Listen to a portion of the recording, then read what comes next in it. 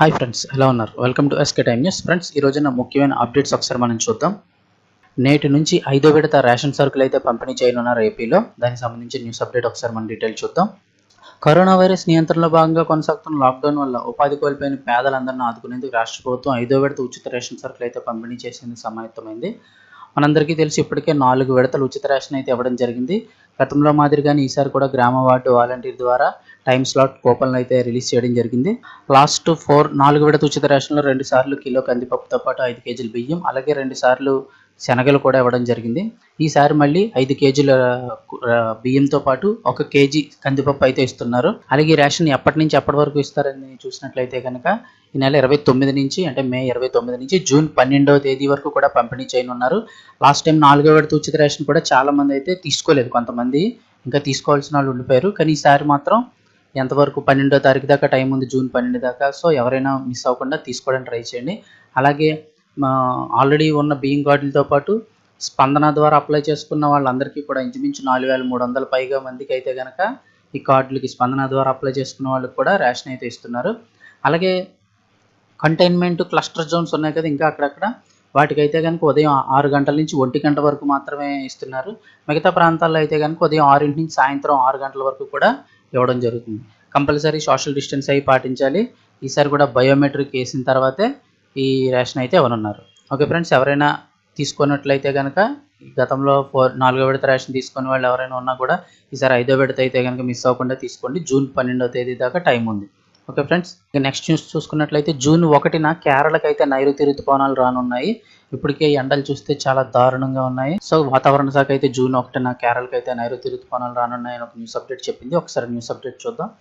ఈ ఏడాది జూన్ 1వ తేదీనే నైరుతి ఋతుపవనాలు అయితే కేరళ తీరాలు తాకుతున్నాయని వాతావరణ శాఖ తెలిపింది. నిజానికి జూన్ 5వ తేదీన కేరళకు నైరుతి వస్తుందని తొలుత అయితే అంచనా వేశారు. అయితే ఆగ్నేయ అరేబియా సముద్రం, నైరుతి అరేబియా సముద్రంలో ఈ నెల 31న అల్పపీడనం ఏర్పడే సూచనలు ఉన్నాయని, దీని ప్రభావంతో నైరుతి రాక ముందుకు జరిగే వీలుందని అధికారులు అయితే చెప్తున్నారు.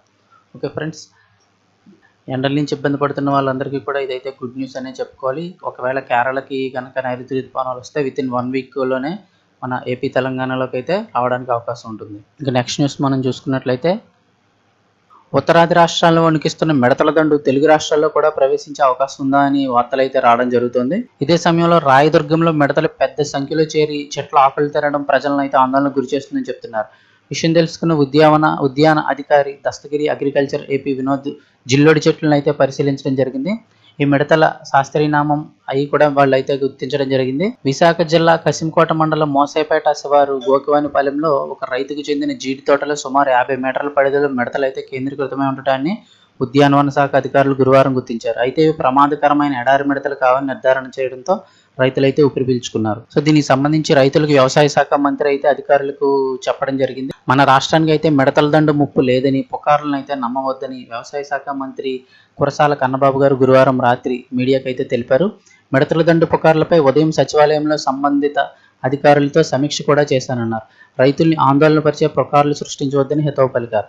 అనంత విశాఖ జిల్లాల్లో మిడతలు ఉన్నట్లు తెలిసిన తర్వాత వ్యవసాయ ఉద్యానవన శాఖ అధికారులు, కృషి విజ్ఞాన కేంద్రం శాస్త్రవేత్తలు పరిశీలించి వచ్చారని చెప్పారు. ఇవి జిల్లేడు మొక్కలపై మాత్రమే తమ జీవితకాలాన్ని పూర్తి చేస్తుంటాయని, ఇవి పంటల్ని ఆశించవని వ్యవసాయ ఉద్యానవన శాఖ కమిషనర్లు హెచ్ఆర్ఎన్ కుమారు తెలుపడం జరిగింది.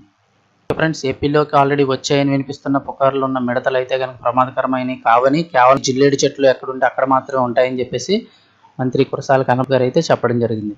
రైల్వే రిజర్వేషన్ గడువు అయితే కనుక ఈ రైల్వే శాఖ అయితే పెంచడం జరిగింది. ఇప్పటిదాకా కేవలం 30 రోజుల ముందుగా మాత్రమే రిజర్వేషన్ చేసుకోవడానికి ఉన్న అవకాశాన్ని ఇది 120 రోజులకు, అంటే గతంలో ఎలా ఉందో అలాగా ఆల్మోస్ట్ 4 నెలల ముందు దాకా కూడా రిజర్వేషన్ అయితే చేసుకోవడానికి అవకాశం కల్పించింది. ఇది ఒక విధంగా గుడ్ న్యూస్ అనే చెప్పుకోవచ్చు. దీనికి సంబంధించి గురువారం రాత్రి అయితే ఒక ప్రకటన విడుదల చేయడం జరిగింది. 30 ప్రత్యేక రాజధాని తరహా రైళ్లు, అలాగే 200 ప్రత్యేక మెయిల్ ఎక్స్ప్రెస్లతో పాటు జూన్ 1 నుంచి నడిచే 200 ప్రత్యేక రైళ్లకు కూడా ఇది వర్తిస్తుందని తెలిపింది.